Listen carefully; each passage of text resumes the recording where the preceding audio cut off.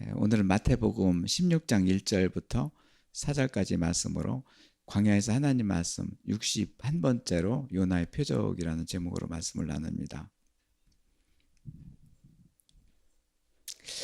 이제 오늘 말씀 마태복음 16장에서 이제 부활이 시작됩니다. 오늘 바리새인과 사두개인이 그 예수께 와서 하늘로부터 오는 표적을 이렇게 보여달라고, 일종의 시험입니다. 이렇게 예수님을 시험하시는 것이죠. 표적을 좀 보여달라. 이들의 표현은 말은 또 그렇게 많습니다. 하늘에서 내려온 표적 맞습니다. 하늘에서 아버지께서 내려오신 표적으로서 이제 예수님 하나님 아들이 그 표적을 이 땅에서 이루신 것이죠. 지금까지 뭐 표적을 이것저것 이뤘는데 그 표적이라는 것은 이제 겉으로 드러난 흔적들이죠. 이제 눈에 보이는 것들.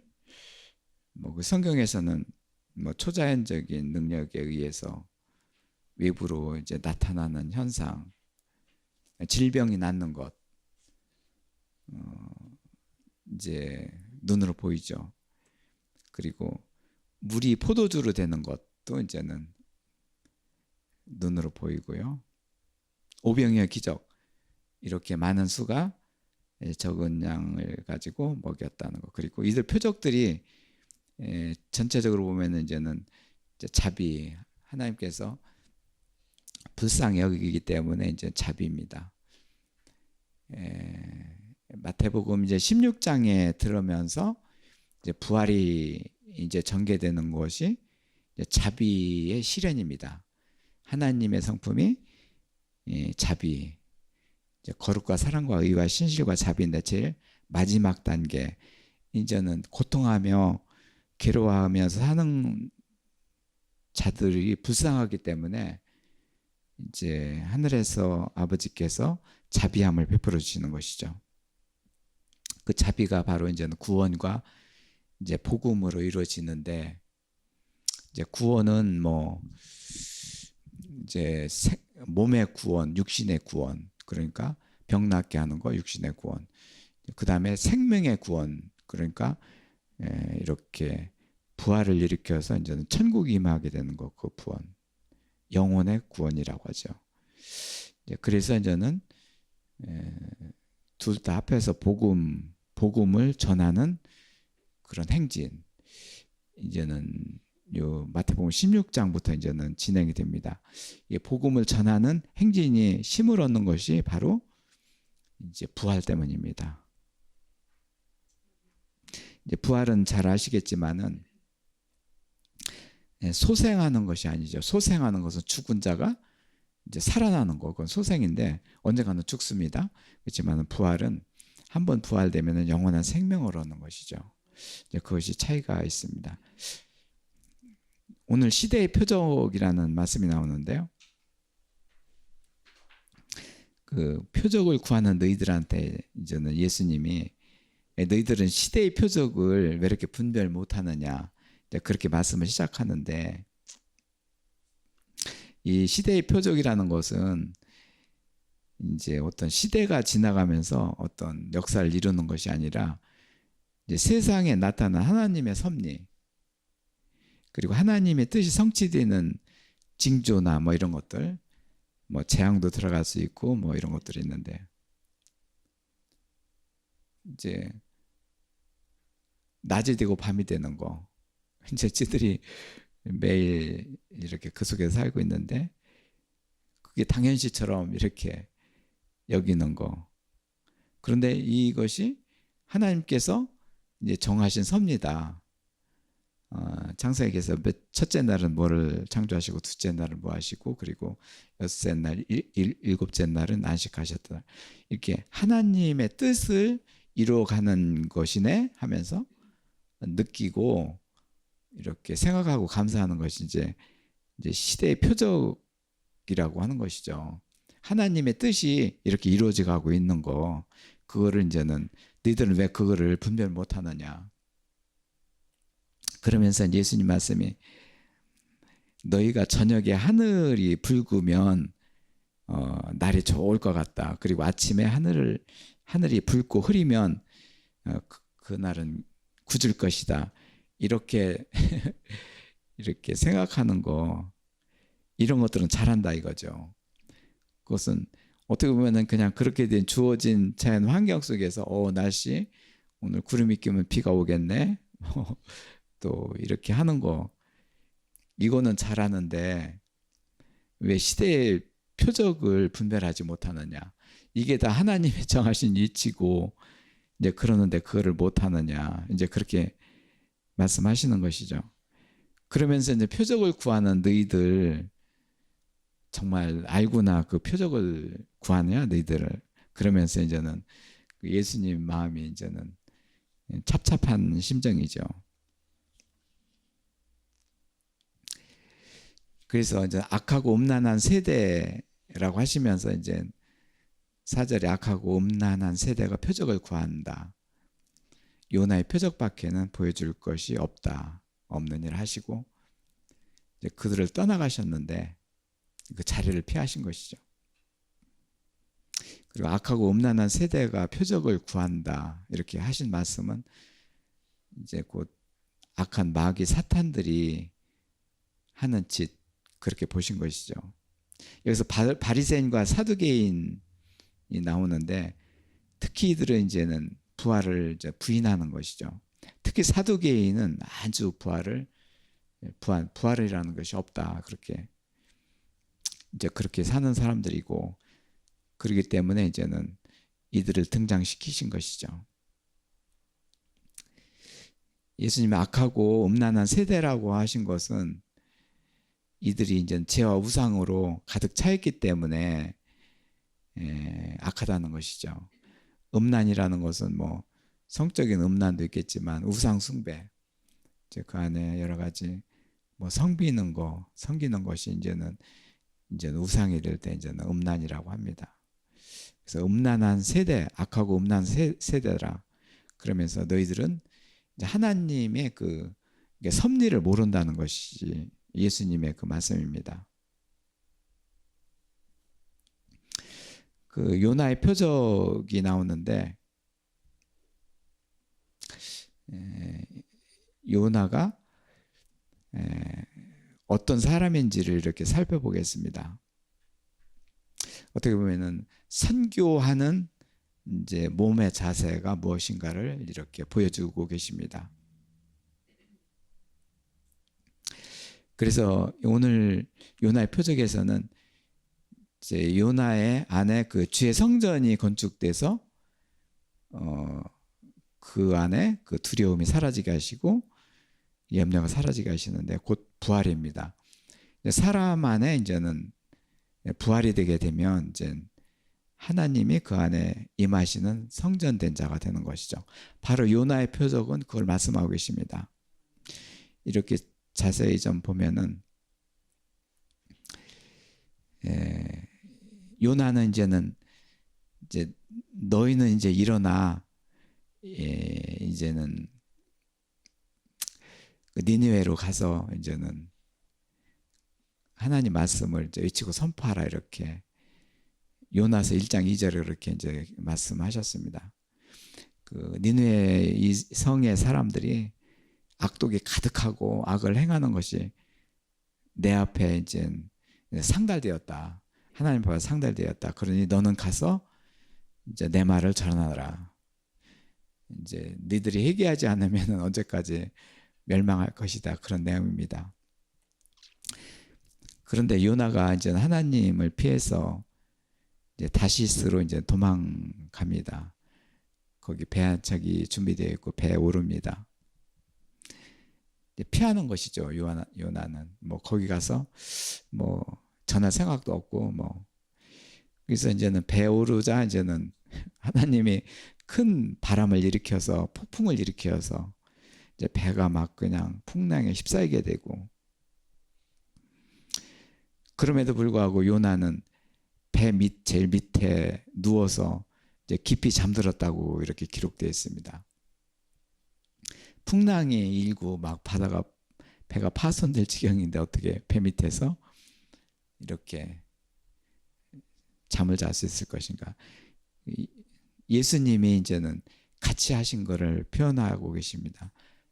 폭풍이 불고 풍랑이 일더라도 그 예수님이 같이 하시면 그것이 상관없이 이제는 평안하게 이렇게 해주신다는 거.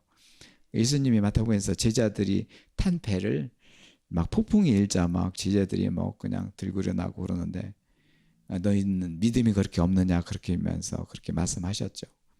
이제 그 말씀을 이루어 주신 것이죠. 네.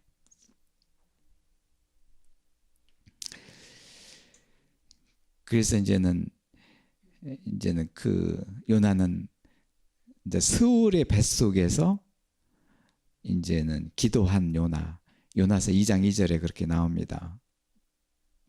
그 기도를 보면은 아주 간단합니다.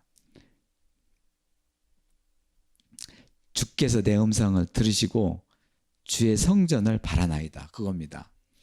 그러니까 이제는 예수님이 그때 당시에 요나 구약에서는 예수님이 오시기 전에 메시아로서 계셨던 예수님이 그와 함께 하셔서 이제는 평안하게 잠들게 하시고 폭풍이 있는 가운데 잠들게 하시고 이제는 이제 성전이 건축되는 거를 이제는 기도하게 하신 거예요. 그러니까 하나님이 다 다스리신 것이죠. 뭐 폭풍이 일고 막 배가 파산되고 그러는데 사람들이 들고 날뛰고 막 그냥 그러는데 뭐 배가 파산할 적에는 뭐 짐을 바다에 던지는 것이 우선순위라고 돼요. 배를 가볍게 하기 위해서. 그럼에도 불구하고 잠들게 이렇게 하셨다는 것은 뭐냐면은 하나님이 일하시기 위해서. 그 덩달아서 폭풍 일고 그러는데 들고 날뛰고 그러면은 언제 일합니까? 그럼에도 불구하고 그 속에서 이렇게 일하실 준비를 하신 것이죠.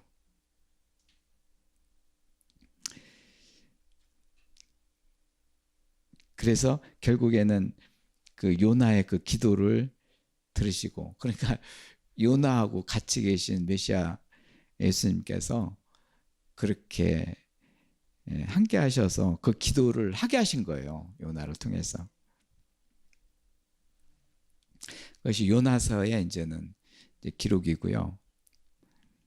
그럼 요나서에 그 나오는 그 선지자 요나는 어떤 사람이냐?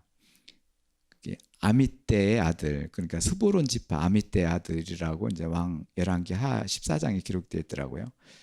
이때가 언제냐면 북이스라엘 왕 여보로암 2세의 때, 그리고 이때에 이제는 이스라엘 땅이 이제는 고대 국경까지 회복될 것이다, 그런 예언이 있었고, 그러니까 하나님이 그런 그 명을 받고 요나서 1장 2절에 아수르의 수도인 니느웨에 있는 그런 니느웨 성에 가서 이제 멸망을 선포하고 너희들이 회개하지 않으면 멸망한다, 그렇게 선포하게 하시는 그런 명을 받은 자가 요나 선지자입니다. 결국은 그들한테 회개를 구하는 그런 선지자 역할로 부름을 받았습니다. 그러나 요나는 철저한 그 율법주의자이고 하나님 그 율법 모세 오경이나 딸딸딸 내고 이제 그 은혜가 없는 자, 예수 그리스도의 은혜가 없는 자, 이제 회개하지 못한 자, 이런 자가 율법주의자죠. 그러한 명령에 대해서 뭐 회의적이고 뭐 내가 가서 그거 해봤자 그렇게 하고 뭐, 그리고 이제는 응하기를 꺼려했고, 그리고 이제 니느웨도 요나도 알았을 겁니다. 그거 얼마나 악독한 니느웨인데 이제 거기 가서 그 사람들한테 맥히지 않을 것이라는 것을 직감을 한 것이죠. 그리고 거기 가서 또 혹시 죽을지도 모르고 잘못 전하다가는 또 포로로 끌려서 또 죽을지도 모르고, 그러니까 여전히 피하다 보니까 이제 이렇게 배우기까지. 그러니까 하나님이 배를 다 준비하시고 다 준비하신 거예요. 네. 뭐 요나 성격 다 알고, 그렇게 명령에 불응할 것도 알고, 하나님이 다 알고 계신 거죠. 일어날 일을 미리 다 알고 계신 거예요. 그러므로 그는 이렇게 불순종한 마음을 먹고 있었고, 누가복음 11장 29절 32절에는 예수님께 무리가 모였을 때 예수님께서 말씀하시되 이 세대는 악한 세대라 표적을 구하되 요나의 표적밖에 없다. 오늘 마태복음에 기록지만 누가복음에도 이렇게 기록되어 있는데 그때 더 자세히 나오는데 요나가 니느웨 사람들한테 표적이 된 것 같이 인자도 이 세대에 그러하니라. 여기서 중요한 말씀입니다. 요나가 니느웨 사람들한테 표적이 된다는 것은 바로 부활입니다. 인자 예수 그리스도가 이 세대에 그러하니라. 그러니까 이제는 그때 당시에 예수님이 오시기도 전에 이제는 요나를 통해서 부활의 증표를 보이시려고 이제 작정하신 것이죠. 요나가 결국은 니느웨로 갔었던 그때는 이제 부활된 몸으로서 거기에 간 거예요. 예수님 이 세대 악한 세대야 너희들 그런 세대에 예수님 오신 이 세대 누가복음 이 세대에도 그 역할을 하는 자가 바로 나라는 것이죠. 그래서 그때 당시에 요나의 표적을 보라. 근데 예수님의 이 표적은 아까 말씀드린 대로 부활입니다. 이제 사실 부활이 되지 않고는 악하고 무질서하고 지치고 그냥 두려움에 떨고 그러기 때문에요. 이제는 그 방법이 천국이 임하는 부활입니다. 그래서 심판 때 남방 여인이 일어나 이 세대의 사람을 정죄하리니 이는 그가 솔로몬의 지혜로운 마음을 들으려고 땅끝에서 왔음이라. 솔로몬보다 더 큰 이가 여기 있느니라. 이제는 한번 점증적으로 예수님 자신을 소개하는데 심판 때 곧 주의 날입니다.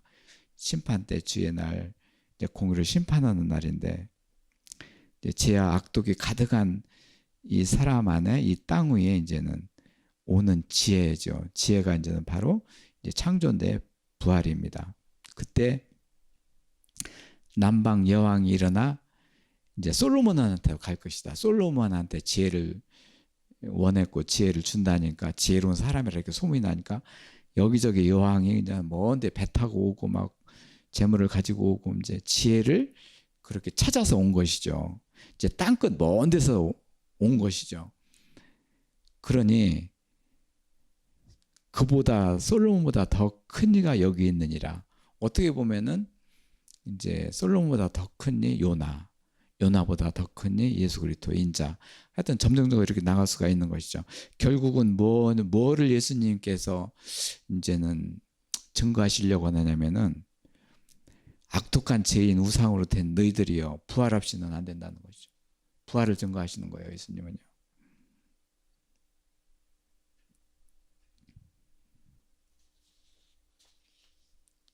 심판 때 곧 주의 날입니다. 네, 지금 주의 날 자꾸 나오는데 주의 날이 와야 오늘처럼 주일날 예배 드릴 때 신령과 진정으로 예배 드리는 것이죠.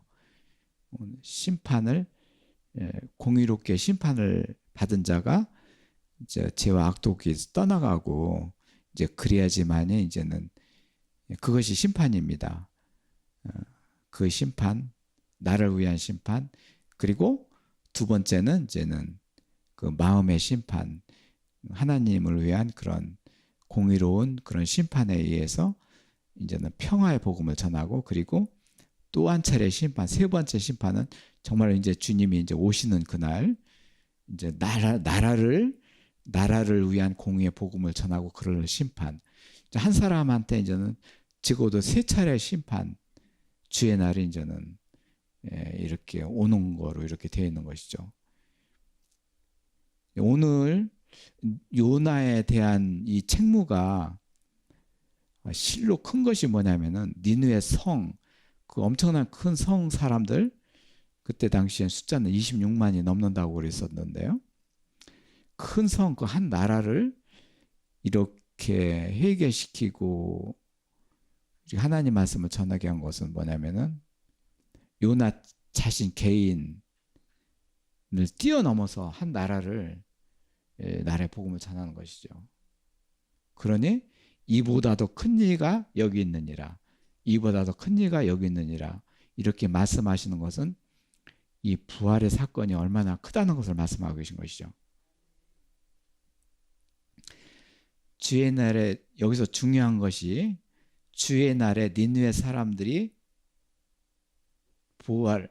부활의 증인이 되리라, 이것인데요. 이 악독한 이 인간들, 이 중에 이제 부활의 증인이 된다는 것이죠. 니느웨 사람들, 그 중에 쓰시는 사람이 있는 거예요. 그러니까 결국에는 그 성 안에 누가 어떻게 부활이 되고 어떻게 부활의 증인이 되고 그런 것들은 우리는 알 수 없지만 하나님은 아시겠죠. 그러니까 요나 한 사람을 통해서 거기에 들어가게 해놓고 그 많은 사람들의 부활을 일으키는, 누룩과 같이 되고 겨자씨와 같이 되는 그거를 역사를 이루시려고 준비하신 것이죠.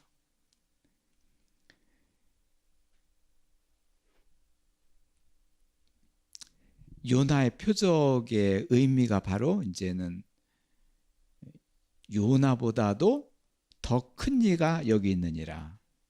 바로 이제는 예수 그리스도, 그 예수님을 나 자신을 예수님을 증거하는 증거가 된 것이죠.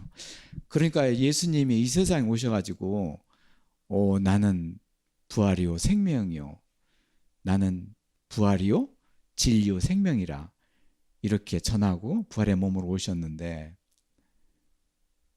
생뚱맞게 그렇게 하시면 사람들이 잘 믿게들지도 않고 그렇지 않아도 믿게들지도 않는데, 봐, 내가 오기 전에 요나를 이렇게 했어. 요나가 어땠던 사람이야, 니느웨가 어떤 사람들이야, 그때 이 표적 이렇게 부활돼 가지고 이렇게 됐지 않느냐, 그 바탕 위에서 내가 오지 않았느냐. 예수님은 아버지가 하신 일에 대해서 굉장히 위엄 있게 이렇게 힘을 주시는 것이죠. 부활의 힘입니다. 우리들도 이렇게 부활의 힘이 들어가게 하시고 하나님 감사합니다. 아멘. 이제 오늘 죽은 자를 내어놓는 바다, 오늘 핵심인데요. 요나의 표적의 의미는 죽은 자를 바다에서 토해내는 것이죠. 근데 토해내는데 생명의 부활로 토해내는 것이죠, 요나를. 이게 주의 날, 곧 마지막 날에는 하나님이 심판 때 이제 서기 위한 그 날인데, 모든 죽은 자들이 이제는 부활을 이루는 날입니다. 바다는 큰 사탄이 있는 곳이고 사망과 음부가 있는 곳이라고 이렇게 말씀하셨고, 죽은 자들이 바다뿐만 아니라 어느 곳에든지 부활의 역사를 이루신다는 것이죠. 요한계시록 20장 13에 15절에 바다가 그 가운데 죽은 자들을 내주고 또 사망과 음부도 그 가운데서 죽은 자들을 내주매 각 사람들이 자기 행위대로 심판을 받고 사망과 음부도 보물에 던지니라. 이것이 둘째 사망이라. 둘째 사망이라는 것은 영혼이 이제는 첫째 모든 인류가 죽은 것이고, 그 다음에 이제는 부활로서 그 생명을 이루고, 그렇게 되지 않았을 경우는 결국 영혼이 둘째 사망에 임하신다는, 이제 이게 완전한 지옥, 그리고 하나님 나라를 완성시키는 것이죠. 이 시간을 두신 것이죠. 그렇기 때문에 요나는 바다에서 생명으로 바다가 던진 자다, 바다에서 토해낸 자다. 그러니까 이제 주의 날 되면, 예수님 오실 때 주의 날 되면 여기저기서 이제는 모든 사람을 부활을 일으키는데, 어떤 사람은 집에서, 어떤 사람은 밭에서, 어떤 사람은 바다에서. 요나를 보라. 요나처럼 그 칠흑이 어두운 그 소울이 있는 지옥 같은 데서 있는 그 자도 부활을 시킬 것이다. 그러니까 이 요나의 표적은 결국에 그 시점은 여러분 2세의 그런 시점이지만 아닙니다. 예수님이 와서 재림하셔가지고 와서 완전한 그 천국에 이를 때 타켓을 두고 계십니다. 그때 이렇게 다 일으킨다. 그래서 예수님이 큰 자, 그보다 큰 자가 여기 있느니라. 예수님이 주역이 돼서 그 일을 하신다는 것이죠. 그래서 이제는 요나의 표적은 바다에서 토해난 자, 그거를 말씀하고 계신 것이죠. 그러니까 우리가 스올 뱃속 바닷속에 있지는 않지만 지금 어떤 자녀는 학원에서, 어떤 자는 어떤 기업체에서, 어떤 자는 개인 사업자에서, 이 서울같이 깊은 바닷속같이 참 슬프고 두렵고 막 이런 지경이 요소수에 있는 것이죠. 요나는 지금 뱃속에서 바다에서 토해난 자시죠. 가장 사탄이 많고 그런 바다, 그 속에서 토해난 자시죠. 우리도 그 중에서 토해난 자, 생명으로 부활로서 이제 살아나고 토해난 자가 됐었고, 또 젊은이들은 또 그쪽에서 나올 자가 되는 것이고, 바다가 요한계시록에서 바다가 이제는 예수님 오시면 천국이 되면 바다가 없앤다고 그러잖아요. 거기에는 흉흉한 그런 악한 그런 사탄들이 아주 거기는 직결되어 있기 때문에, 그러니 요나보다는 낫지 않겠느냐. 나의 현실, 이 칠흑같이 어둡고 두렵고 한 그 처지가 말이죠. 이게 요나의 표지가 엄청나게 나한테 위로가 되는 거예요.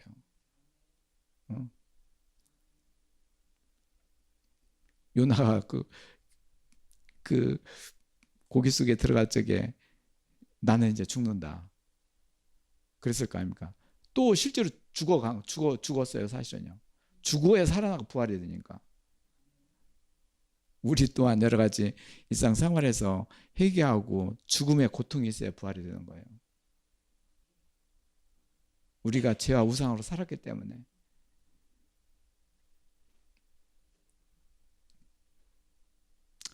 그래서 결론적으로는 부활에 참여하게 된 요나의 표적은 겉으로 보이는 표적이 아니라 그의 몸의 부활을 이루는 하늘의 그 일입니다. 마태복음 12장 41절에 요나가 밤낮 사흘 동안 큰 물고기 뱃속에서 있었던 것 같이 인자도 밤낮 사흘 동안 그 땅에 있느니라 같이 하신다는 것이죠. 그러니까 우리가 요나만 볼 것이 아니라 내가 참 힘들고 고통스러울 적에 내가 이 흑암 어려움 속에서 같이 하시는 예수님, 분명하게 부활을 시키고 생명을 이끄실 예수님, 나는 하나님의 택한 자녀요, 아들이요 딸이요, 일으키는 것이죠. 예수님이 항상 같이 있는 거죠. 요나뿐만 아니라 우리한테도, 모든 사람한테도 같이 하시는 것이죠. 심판 때 니느웨 사람들이 일어나 이 세대 사람들을 정죄하려니, 뭐니까 이제 부활을 증거하는 것이죠. 그래서 그 사람들이 지금까지 난 정죄함으로 살았네, 죄 속에 살았네, 이것들을 회개하게 되고, 그 니느웨 사람들로 하여금 이제는 하나님의 쓰임을 받는 그런 백성이 된다는 것이죠. 그래서 요나보다도 더 큰 이가 여기 있으며 하면서 끝맺습니다. 니느웨의 그 부활이 선포된 것이 얼마나 큰 역사이신지요. 그리고 요나의 표적은 그가 율법주의자로서 있었던 그 자체를 아주 본질적으로 바꾸시는 하나님의 일이죠.